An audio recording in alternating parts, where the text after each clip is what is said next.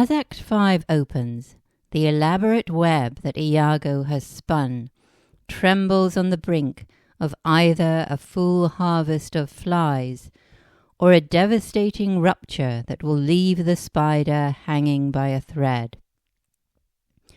As he says in an aside at the end of the scene, "This is the night that either makes me or foredoes me quite."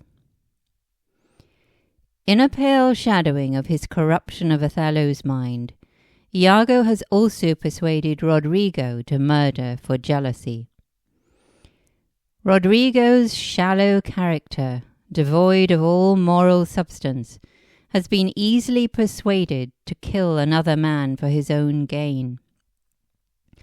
His lukewarm frame of mind, "I have no great devotion to the deed," and bloodless attitude, "'Tis but a man gone," make for a sordid comparison with Othello's passionate anguish, and serve to further highlight the greatness of his fall from nobility, honour, and loving trust, in contrast to the easy ambling of Roderigo into depravity.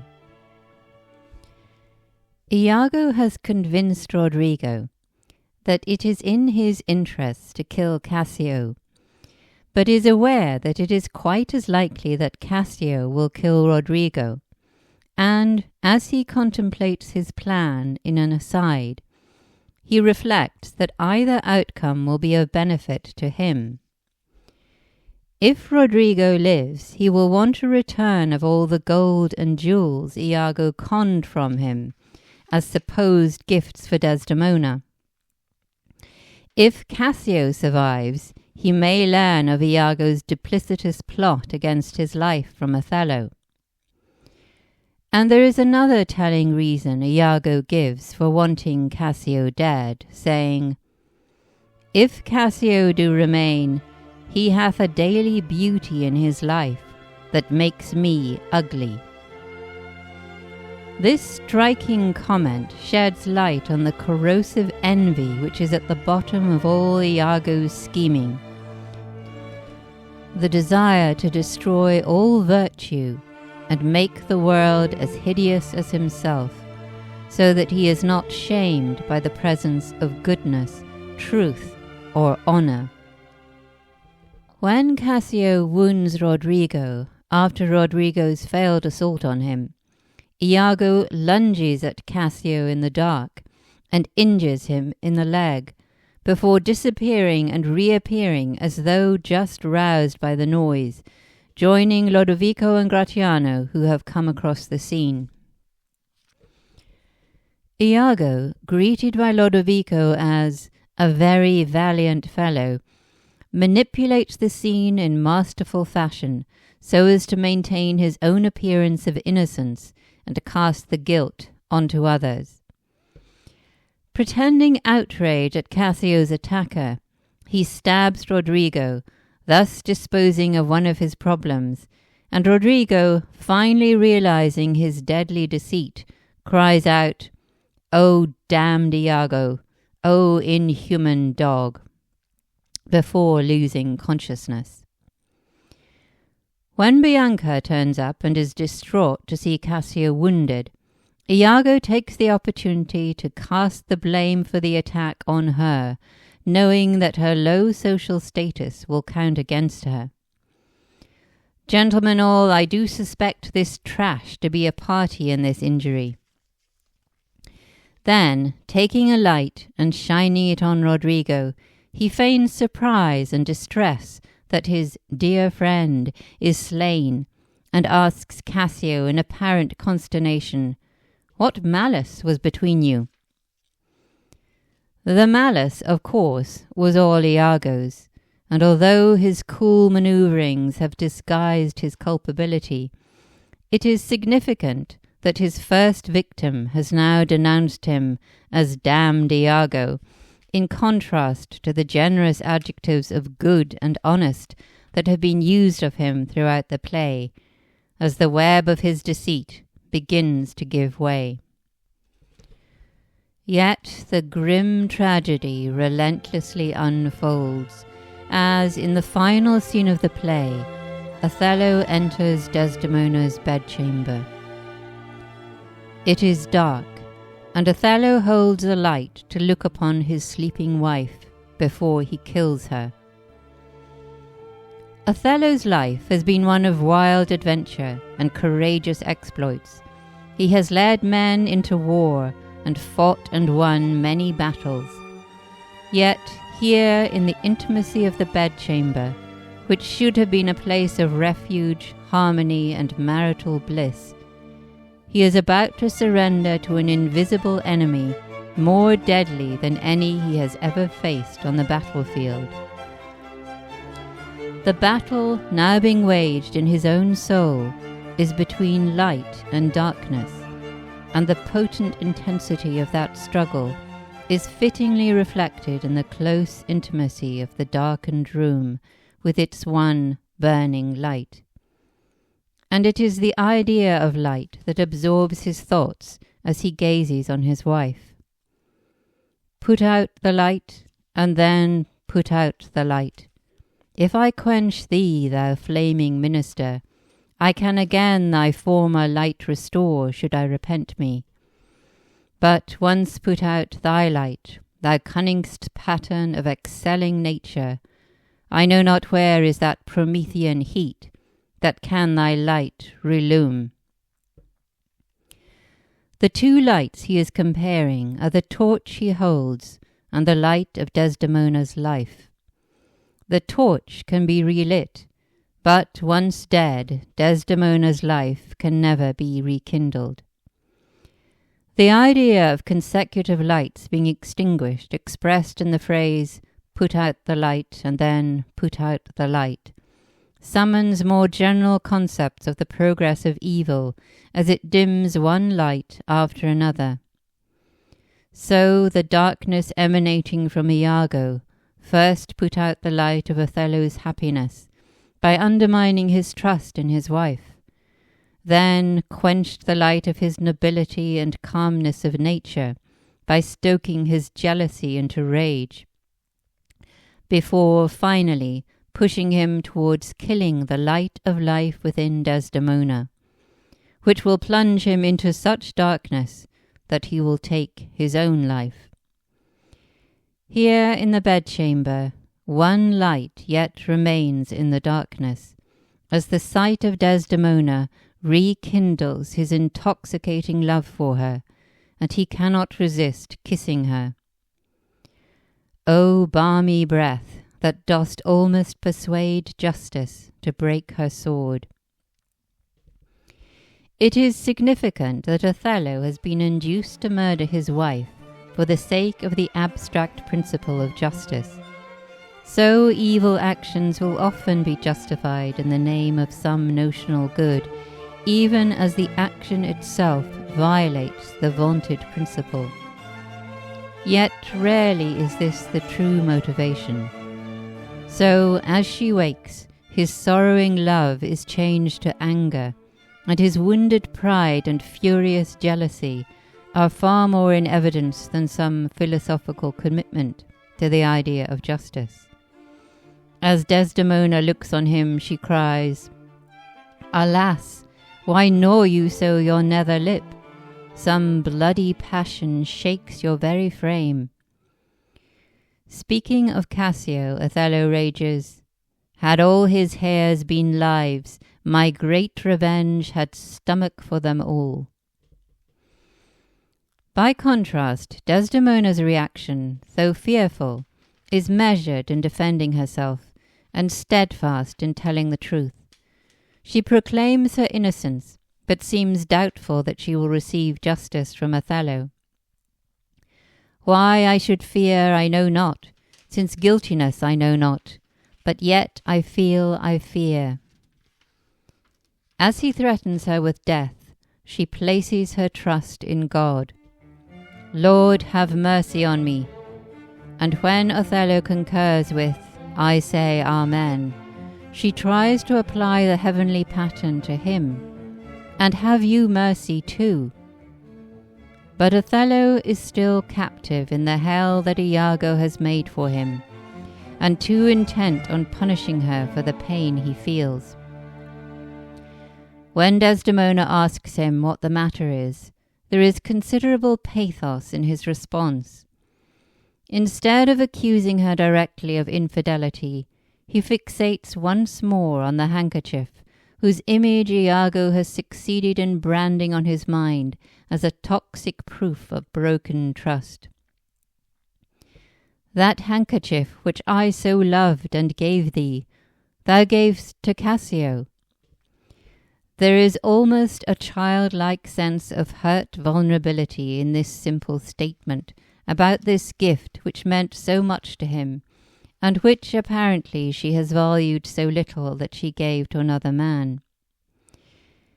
This handkerchief, so soaked in symbolism, is key to understanding much of the dynamics of the play.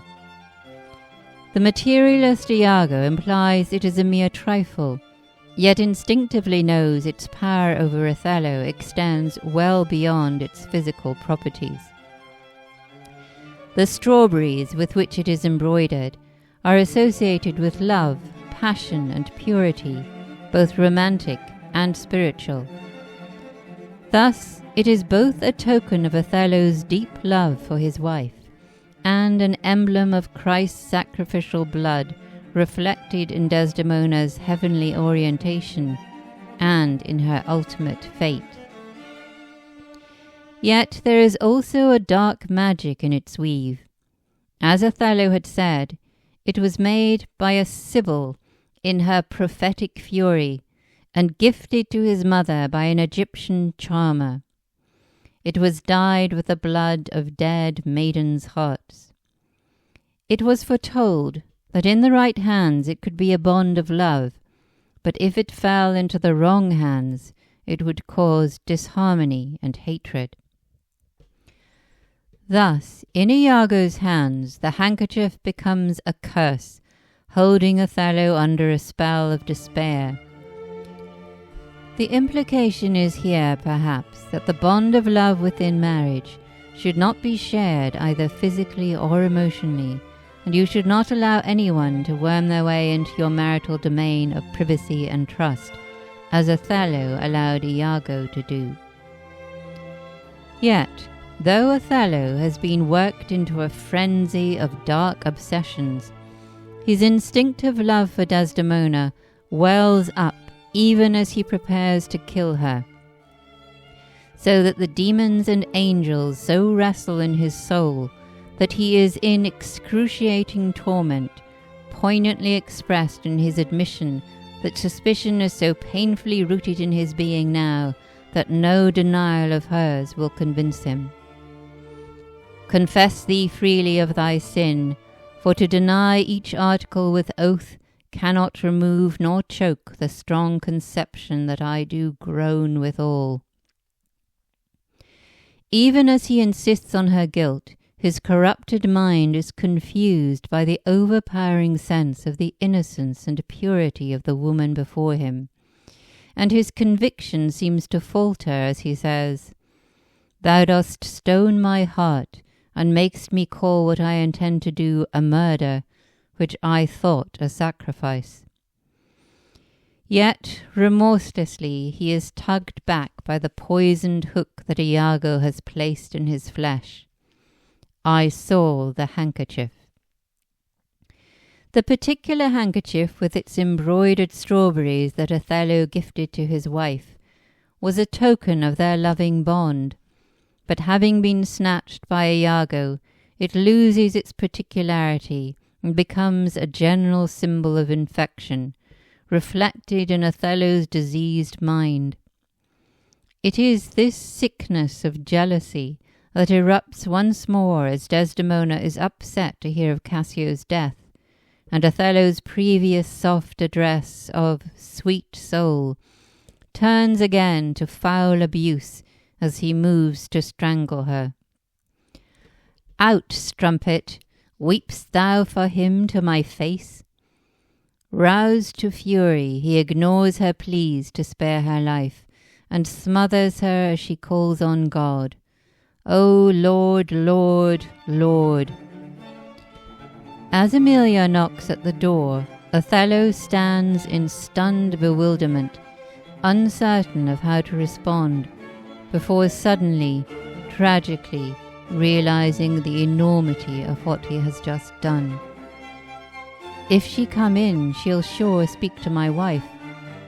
My wife? My wife? What wife? I have no wife. O insupportable, O heavy hour!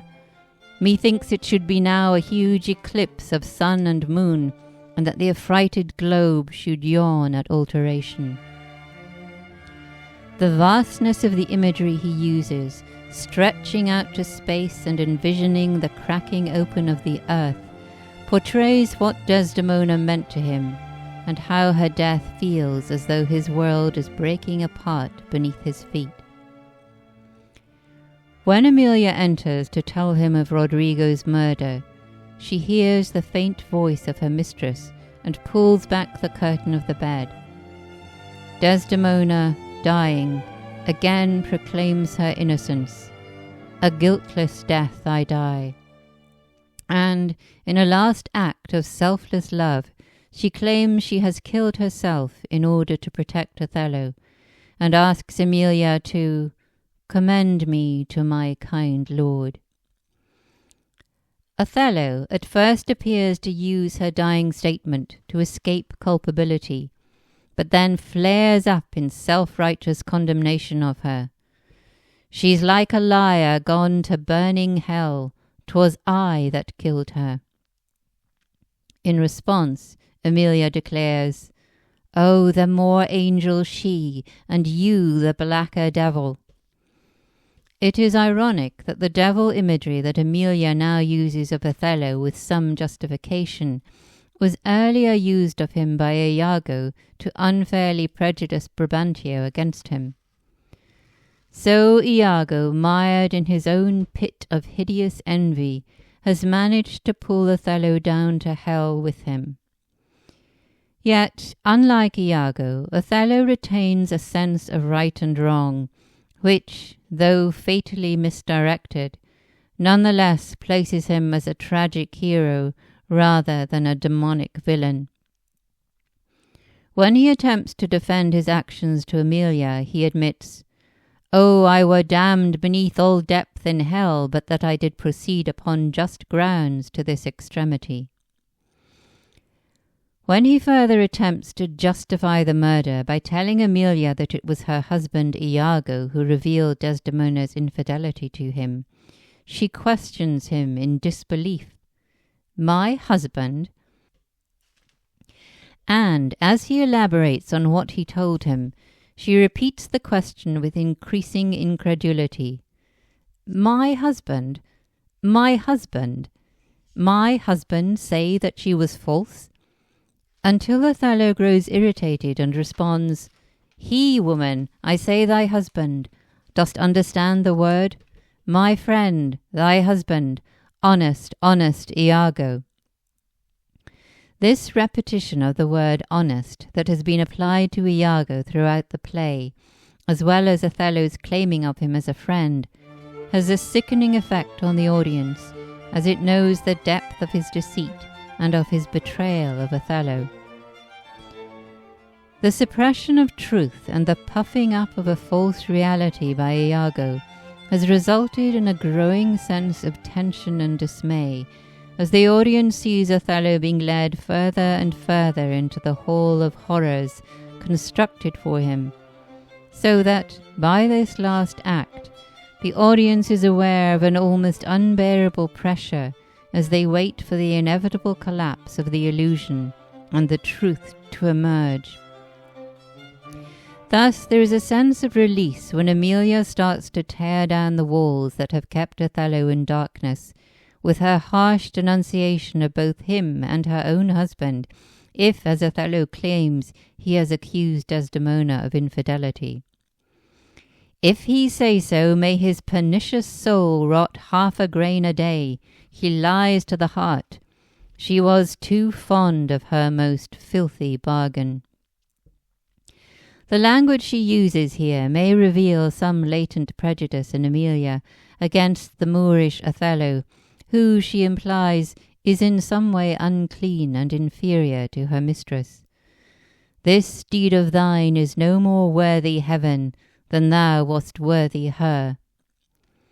However, in the context of what has just happened, her simple, feisty anger seems understandable, and acts like a pickaxe on the structure of lies erected by Iago. O gull, O dolt, as ignorant as dirt. When Othello warns her to keep quiet, she courageously defies him and cries out that he is a murderer. When Iago enters with Gratiano and Montano, she directly confronts him with what Othello has said and challenges him to refute it. Disprove this villain if thou beest a man. He says thou toldst him that his wife was false. I know thou didst not. Thou'rt not such a villain.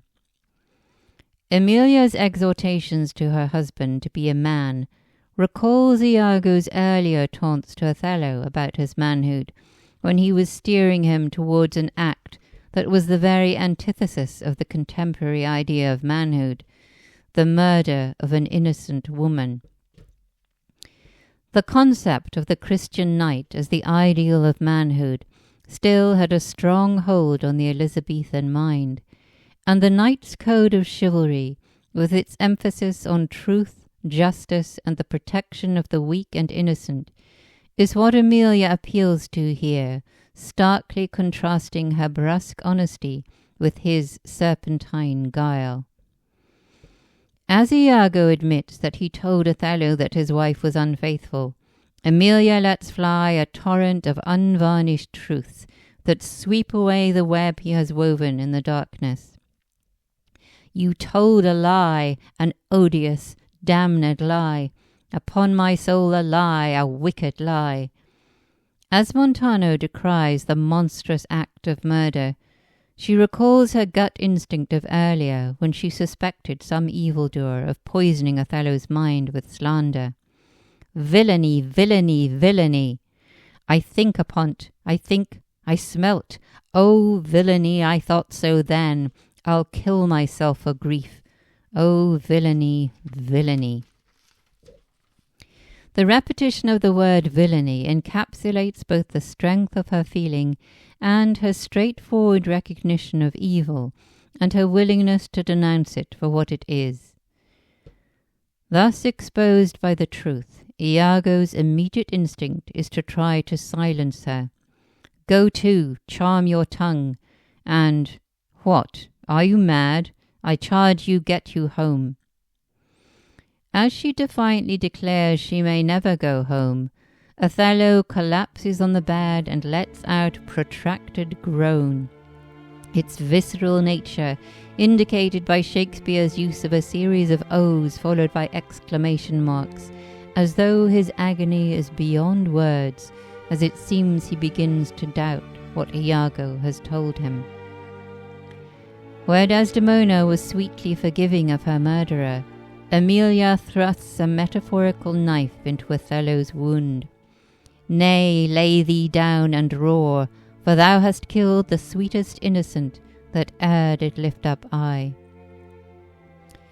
Othello stands up to make one last desperate attempt to justify what he has done to Gratiano, his anguished mind wandering again finally to the wretched talisman of the handkerchief as evidence of her faithlessness. And Emilia, realizing how he has been duped, calls on heaven as her mistress was wont to do. O God, O heavenly God, in an apparent appeal to the source of justice and mercy.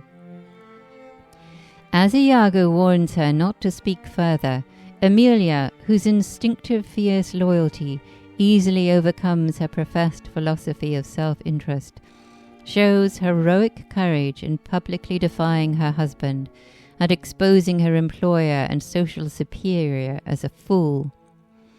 Let heaven and men and devils, let them all cry shame against me, yet I'll speak.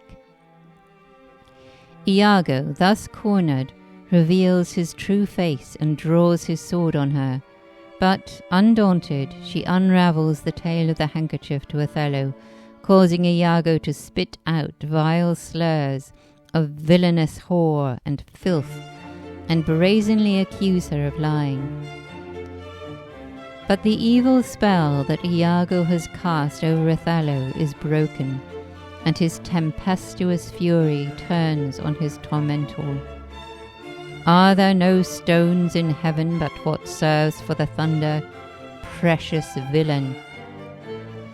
The image of heavenly retribution being hurled down onto Iago powerfully expresses the vastness of Othello's anger as he runs to attack him. As Montano disarms him, Iago stabs Emilia from behind before fleeing. This ultimate act of malign cowardice, to stab your own wife in the back for telling the truth, illustrates his bitter malevolence, which goes well beyond base self-interest, for he had nothing to gain by harming her once his schemes were revealed. As Montano pursues him, Gratiano locks the door of the chamber to guard against Othello's escape. Emilia, now dying, has been laid at her mistress's side. She sings a fragment of the Willow Song, echoing Desdemona, as she too dies at the hand of her husband, and as Desdemona had staked her eternal future on her fidelity, so Emilia does the same. So come my soul to bliss, as I speak true. But whereas her mistress had loyally spoken of Othello as my kind lord with her dying breath, Emilia does not spare him, as she declares. More she was chaste, she loved thee, cruel Moor, before she dies. Othello, in agony, gazes at his dead wife, and pitifully addresses her as though she were still alive. Now, how dost thou look now? O ill-starred wench, pale as thy smock! When we shall meet at Compt, this look of thine will hurl my soul from heaven, and fiends will snatch at it.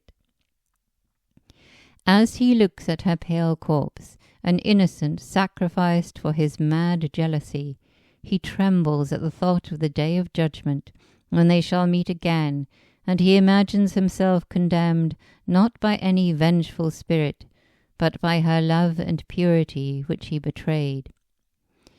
The image of his being cast out of heaven and into hell evokes the terrifying prospect of utter separation from love, the love of his wife, but ultimately the love of God. Convicted by his own guilt, he calls for the worst punishments of hell as a relief from the unbearable torment of seeing this picture of beauty and virtue violated by his own hand, an eternal reproach to his fall from honor, and an excruciating reminder of the love and happiness he has destroyed forever. Whip me, ye devils, from the possession of this heavenly sight. Blow me about in winds, roast me in sulphur, wash me in steep-down gulfs of liquid fire. O Desdemon, dead Desdemon, dead. Ah. This gruesome language of physical torture he uses expresses his desperation to blot out the pain of his soul by any means as he succumbs to a harrowing lament for his lost love. He is interrupted by the entrance of Lodovico, Montano, the injured Cassio, and Iago, who has been captured. In response to Lodovico's question, "Where is this rash and most unfortunate man?" Othello replies, "That's he that was Othello. Here I am." This sad statement reflects his sense that he has strayed so far from the guiding principles of his life that he is no longer himself, but it also recalls Iago's declaration in Act 1, "I am not what I am." Shakespeare hints at the essentially destructive nature of evil. It creates nothing, but can only tear down what already exists. Thus it hollows out its victims and if allowed to fester, turns them into envious phantoms, intent on extinguishing the light of goodness in others, as Iago sought to turn Othello into a ghost of himself. Yet, despite the devastation he has caused, Iago's bamboozlement of Othello has not broken his moral compass, which rights itself once the film of deceit is cleared from his eyes. As Iago is brought in, Othello says, "I look down towards his feet, but that's a fable. If that thou beest a devil, I cannot kill thee." He is looking for the cloven hooves shown in popular representations of Satan, because he seems to him to be the very manifestation of evil, and he tests his demonic nature by striking him with his sword and wounding him. The fable he refers to is that of the appearance of the devil, but Shakespeare is perhaps implying that Othello had also regarded the whole idea of spiritual evil as a fable, and had, therefore, failed to recognize it in Iago. But now he refers to him as the demi-devil, and Lodovico calls him a viper, evoking imagery of the original snake in the garden, who infected mankind with his own envy. When Othello asks why he hath thus ensnared my soul and body, Iago responds, "Demand me nothing. What you know, you know. From this time forth, I never will speak word." This refusal to explain his actions could be interpreted in different ways. It could be hinting at the idea that it is not really necessary to explain evil, because we all know deep down that it exists, though we may fear to acknowledge it. Or it may be a comment on the fact that it was simply in Iago's nature to act as he did, and instinct does not lend itself to explanation. Or it could be one final attempt to torment Othello by his silence, as evidence of his irredeemable wickedness. The paradoxical nature of Othello's character is encapsulated in the label he gives himself, an honourable murderer, a man once so good, as Lodovico says, who is deceived in the name of honour to do the most evil of acts. In his final speech, he asks that when those present relate what happened, they would speak of one that loved not wisely, but too well, of one not easily jealous, but being wrought, perplexed in the extreme, of one whose hand, like the base Indian, threw a pearl away, richer than all his tribe. He recognizes that the passionate infatuation he had for Desdemona was not properly grounded in a mature love of virtue, which would have prevented him from allowing his pride to overcome the loyalty and trust he owed her.